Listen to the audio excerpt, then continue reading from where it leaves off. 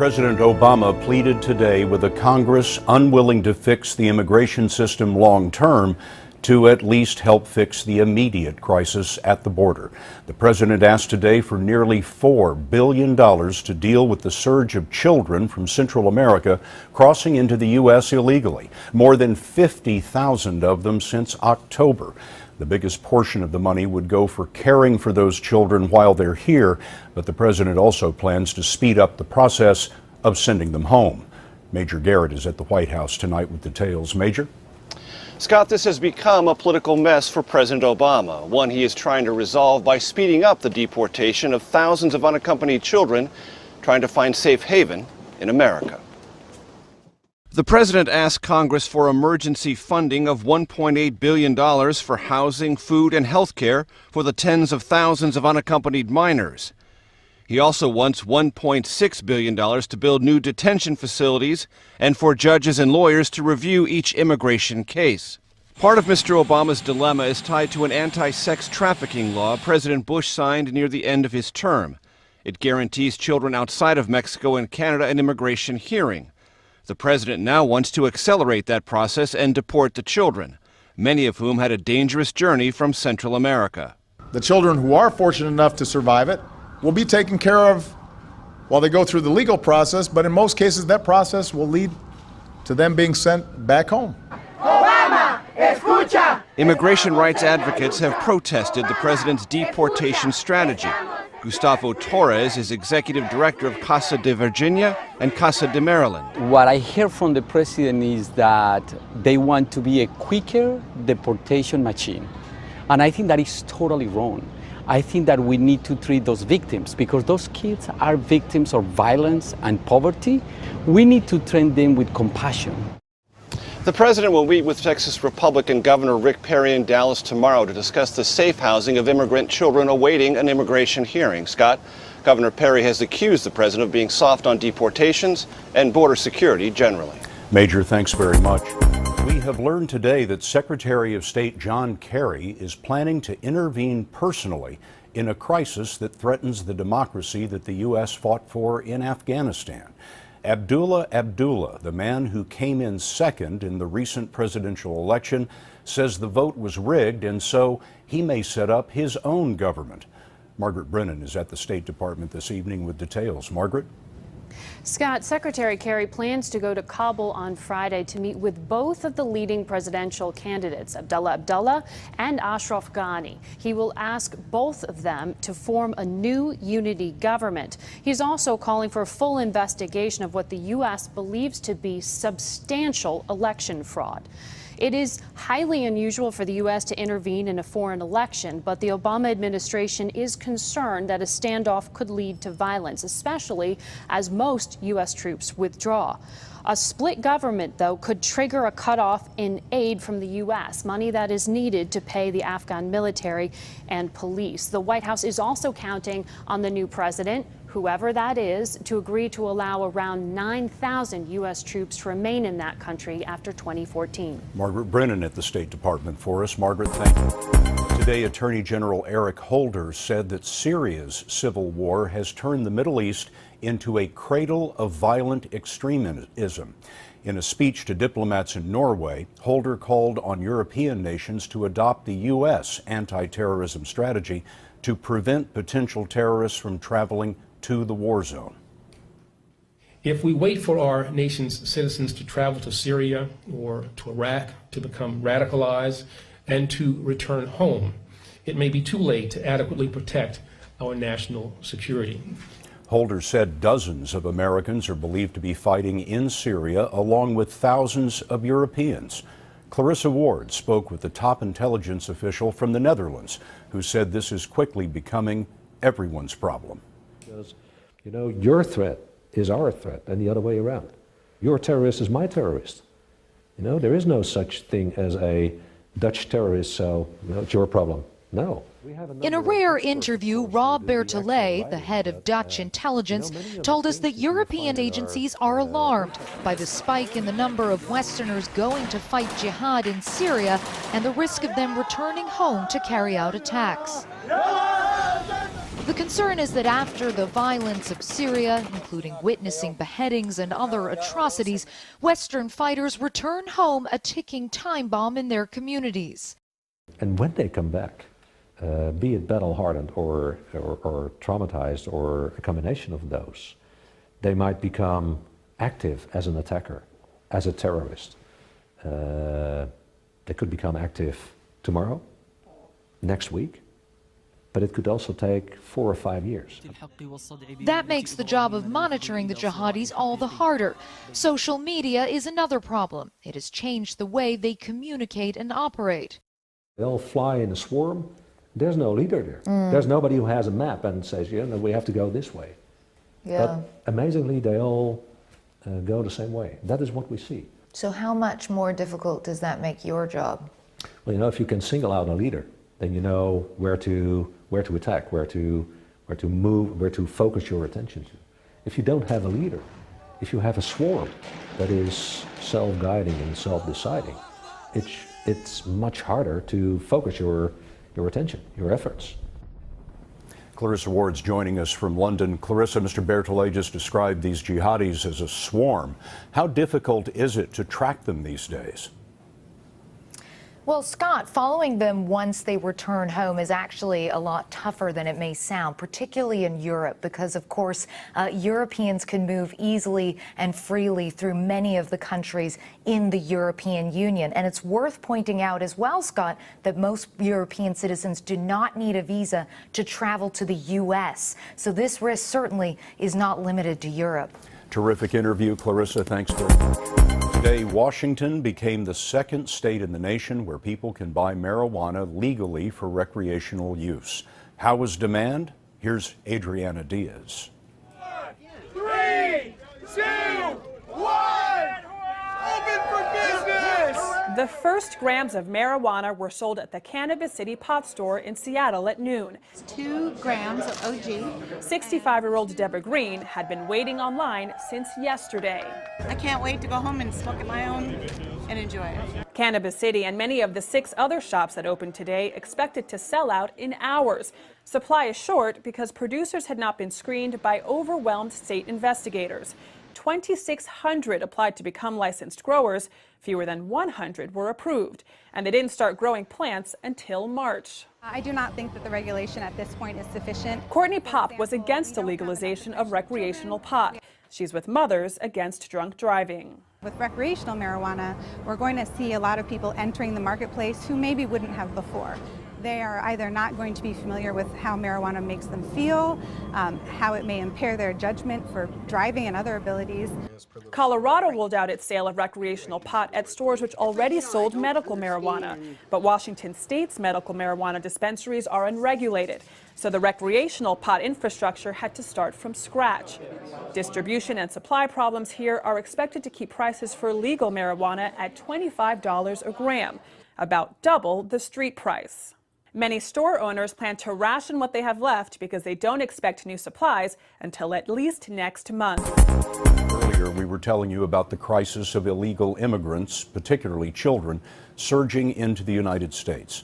But there's a lesser-known story involving the immigrants who don't survive their journey. Manuel Bojorquez picked up their trail in South Texas. Summer arrived in Brooks County, Texas, with its usual unforgiving glare.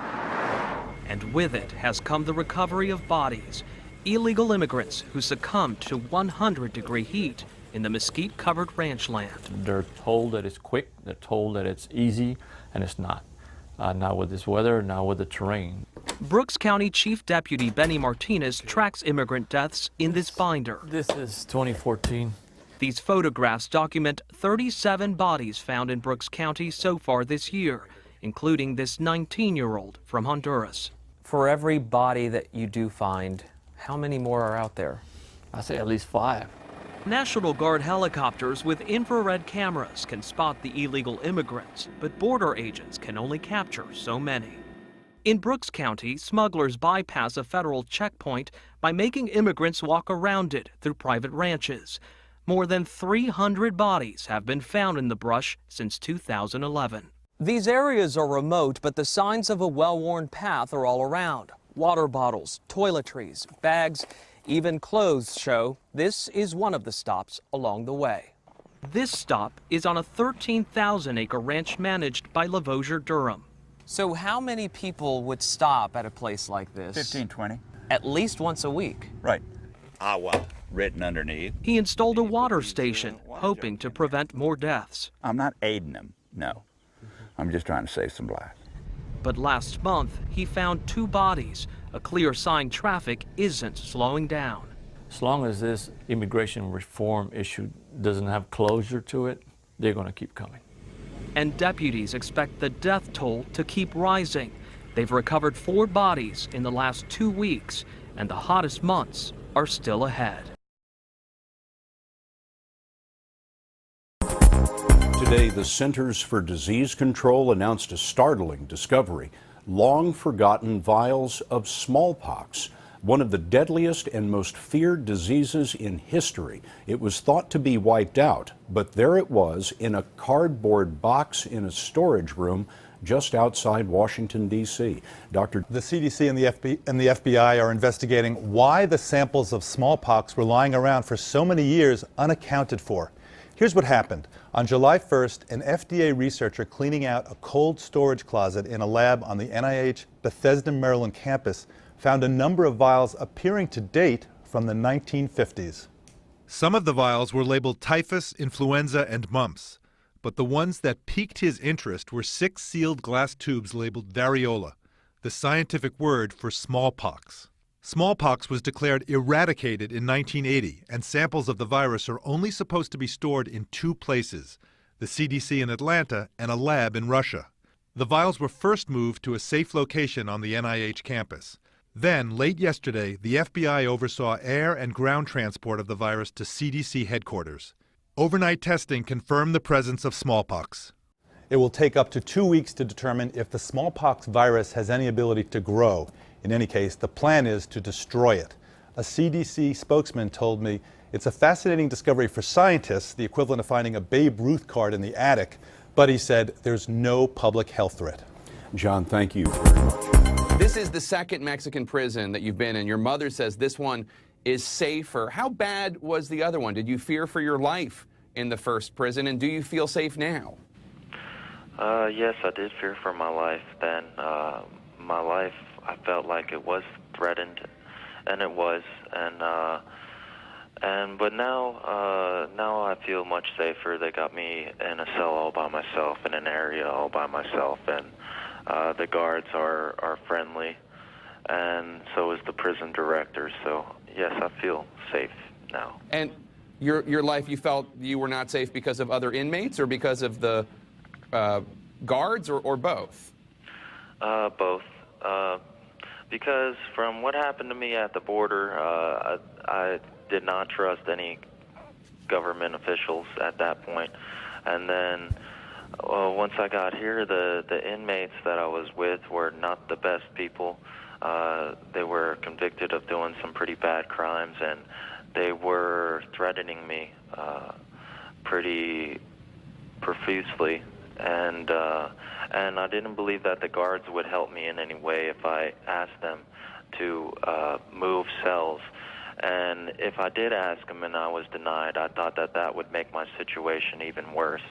And that's why I decided to try to escape. Explain what you mean when you talk about because of what happened to you at the border with the Border Patrol, the Mexican Border Patrol. You're suspect of, you're suspicious of Mexican guards, etc. Well, they were not dealing with me the way a human being should be dealt with. They didn't have a translator present. They didn't ask me for if I wanted a lawyer present.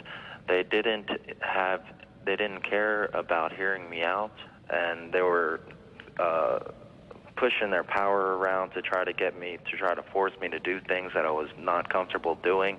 And like they what? weren't explaining, like signing paperwork that I didn't understand. They were threatening me that they were going to take all my possessions, my truck and my guns. And it just wasn't a very comfortable situation there. They weren't treating me like caring human beings would treat someone. So what do you expect to happen at this hearing tomorrow? What is your lawyer telling you about the chances that you could be freed and when that might happen? I think the chances are looking pretty good. Tomorrow, basically, what's going to happen is I'm going to give my statement to the judge, and then 2 of the Border Patrol officers that were supposedly there that night with me are going to give their statement as well. And hopefully the judge will see that my story is probably, maybe like 99% accurate or 100% accurate, and their stories are maybe like 15 or 20% accurate. And how's your family doing? They're doing good. They're fine. They're holding up. They're strong. What's the lesson from all of this, do you think? I would say to make sure I know where I'm going next time, look at a map. We turn now to that dramatic rescue to California Beach, all caught on camera. 2 men saving a teen who'd fallen into rough water, lost consciousness. Marina Ninen has the story. Dramatic and death-defying. Take a look as 46-year-old Gary Golding tries to grab onto a teenage boy caught up in a violent rip current, only to be swept into the sea himself. At that point, I really realized how helpless I was, and I was basically fighting for my life. The nail-biting scene unfolding at California's Abalone Cove Sunday, where torrential tides had taken another swimmer's life earlier that day. Golding's friend Hillary Swanson taping the whole thing, hoping this scene turned out differently. I was really scared. Golding and Swanson say it soon became clear the teen who'd fallen into the water was now unconscious, and with Golding struggling to tread water, his friend Rob McNulty takes a leap of faith, also jumping in. And next thing I knew, my feet left the rocks, and in I went. Finally, through the whipping waves, McNulty spots the seemingly lifeless teen. Higher! Go higher! And pulls him onto these rocks with Golding by his side. You can see him giving the teen CPR. He said he remembered from training 20 years ago. Rob had said to me, I think he's dead. And I was like, no, we're not going to give up on this kid. Finally, lifeguards show up and the teen is airlifted to a local hospital, where he is recovering this morning. He said that if I hadn't gotten him within a minute he would have been dead. Roller coaster accident at a California Six Flags. Cecilia Vega is outside the park in Valencia with all the latest. Good morning, Cecilia. George, good morning to you. Boy, we are talking about a suspended swinging ride high in the air at speeds of 4 Gs around those turns. And for the people who were stuck on it, what a terrifying ride it was. Incoming units to Match Mountain. We still have victims on the ride. Take a look. The riders were trapped for nearly 3 hours. 22 people dangling precariously. Yeah, the coaster, hanging rail cars, about 7 rail cars ranging from 20 to 30 feet off the ground. We're going to have to remove all the patients. This is going to be challenging. 4 people sent to the hospital after riding a roller coaster known as the Ninja at Six Flags Magic Mountain amusement park outside Los Angeles. Rescue workers say a tree branch fell on the tracks late Monday evening, derailing the first car and forcing it to shut down. See that white metal arm? It's supposed to be attached to that red railing.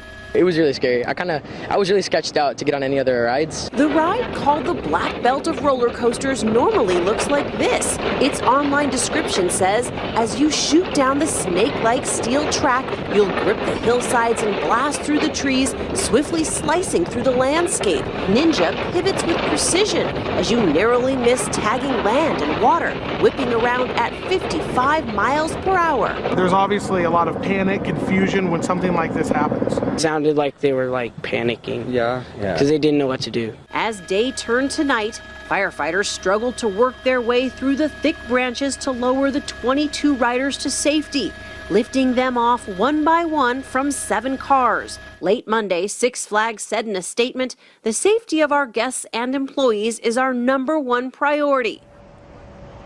Now, thankfully, those injuries were all minor. The park says that the Ninja will remain off limits to riders until a thorough inspection of the tracks are completed. A woman suspected of abandoning her baby girl at a Manhattan subway station is in police custody. The 20-year-old is seen in surveillance video pushing a stroller onto the platform from a northbound number 1 train when it arrived at the Columbus Circle station. Police say she then got back on the train alone. Police say the baby, approximately 7 months old, was examined at a hospital and no apparent signs of trauma were found. No charges were immediately filed. The investigation is continuing. We want her to look her best always, so once a year dusting is what's needed, and we just work with a vacuum cleaner and gentle brushes on the ends. The model here was originally built in the late 1960s and installed for the reopening of this hall in 1969. Brittany, who is working up on the lift, is just very carefully gets all the dust off of the whale, and then you can see the details better and the patterning on her back, for example. It's really fun, and I was really looking forward to seeing the big whale. I think it's really interesting. I didn't know that the whale could get so dirty. It's wonderful to have this because the whale, the blue whale, is the largest mammal. So to be able to have this here and for them to personally see it is really a wonderful educational experience. We're disappointed that we can't go downstairs and see the beautiful film of the fish, but I realize you have to clean the whale. The whale is an icon. It's huge, it's dramatic. It floats here in the space like with no apparent means of support, and people use it as a landmark in the museum to they'll agree to meet at the whale.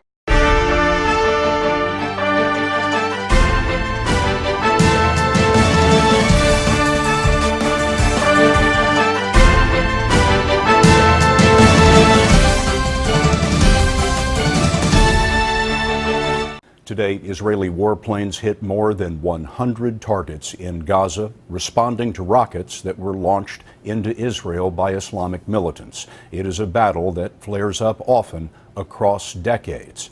Gaza was created in 1948 for Palestinian Arabs after Israel's war for independence. Just 32 miles long with nearly 2 million people, it has an unemployment rate of 40%. The militant group Hamas won an election there in 2006, and it has run Gaza ever since. 19 Palestinians were killed today in the fighting, and Holly Williams is in Israel tonight. Holly?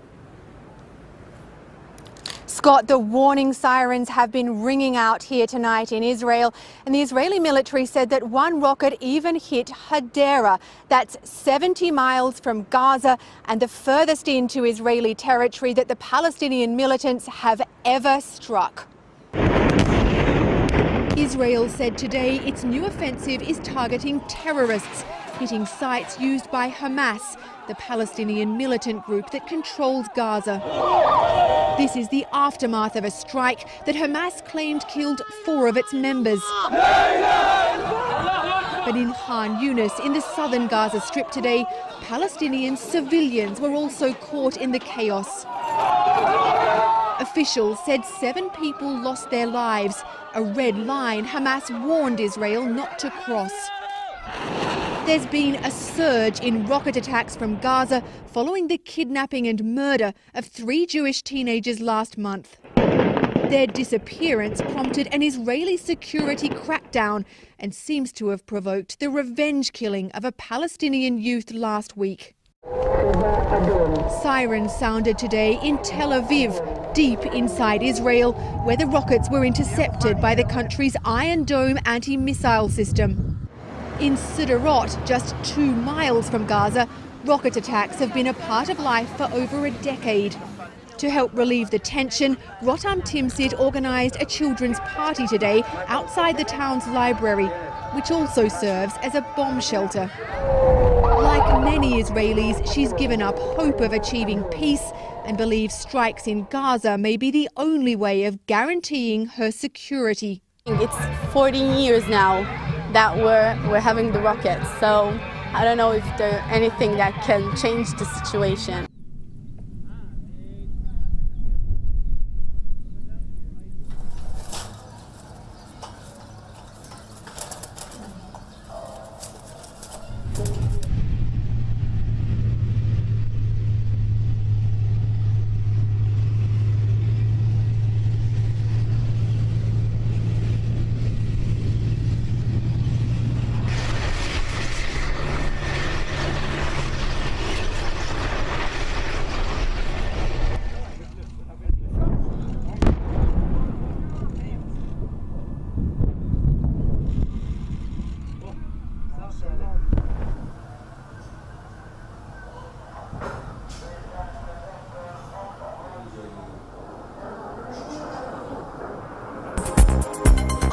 Pistorius' defense team has rested their case. The former Paralympian is accused of murdering his girlfriend inside his home. Pistorius says he mistakenly killed her, thinking she was an intruder. Yet prosecutors say he shot her to death following an argument. Riva Steenkamp's mother was in court on Tuesday as the defense closed its case. We were unable to call a number of witnesses who simply refused to testify because they say they don't want they protected against television, but they don't want their voices all over the world. We had to take a decision. There's nothing that we can do about it. One way out for us was to approach the court to exercise your powers, but after consultations we realized that would not really alleviate the problem. So we just put that before you, and with that in mind then we closed the case for the defense. The trial is adjourned until August. At that time, both sides will present their final arguments.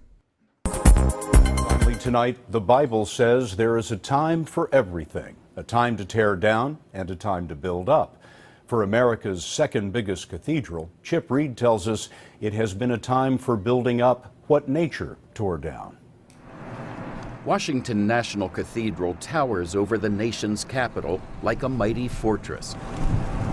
But when an earthquake shook Washington nearly 3 years ago, it was clear that this is also a delicate work of art. Tons of stone came crashing down, and dozens of pinnacles and gargoyles shifted and twisted. And it was like getting socked in the stomach. Stone carvers Andy Yule and Sean Callahan have worked on the cathedral for more than 20 years. I thought it was done. We're done. And now here I am repairing sometimes my own work. It took 2.5 years to assess the damage and develop a plan to fix it. Only now are they beginning phase 1, which includes repairing the ceiling.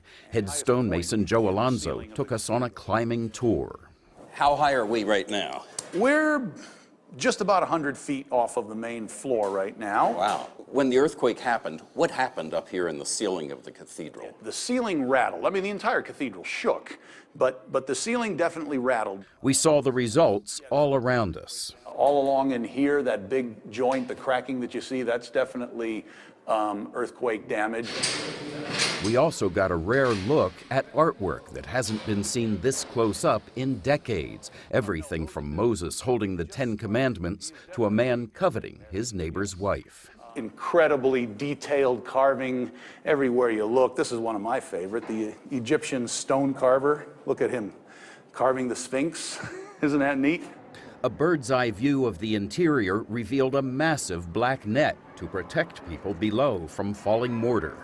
Cathedral Dean Gary Hall hopes the ceiling work can be completed and the net removed within 9 months, the first step in restoring a symbol of national unity. We are the place where the nation comes to celebrate, to mourn, to pray. The work is painstakingly slow. So too is raising the $26 million in private donations it will cost, which means it could be another decade before all the pieces of this national treasure are back where they belong.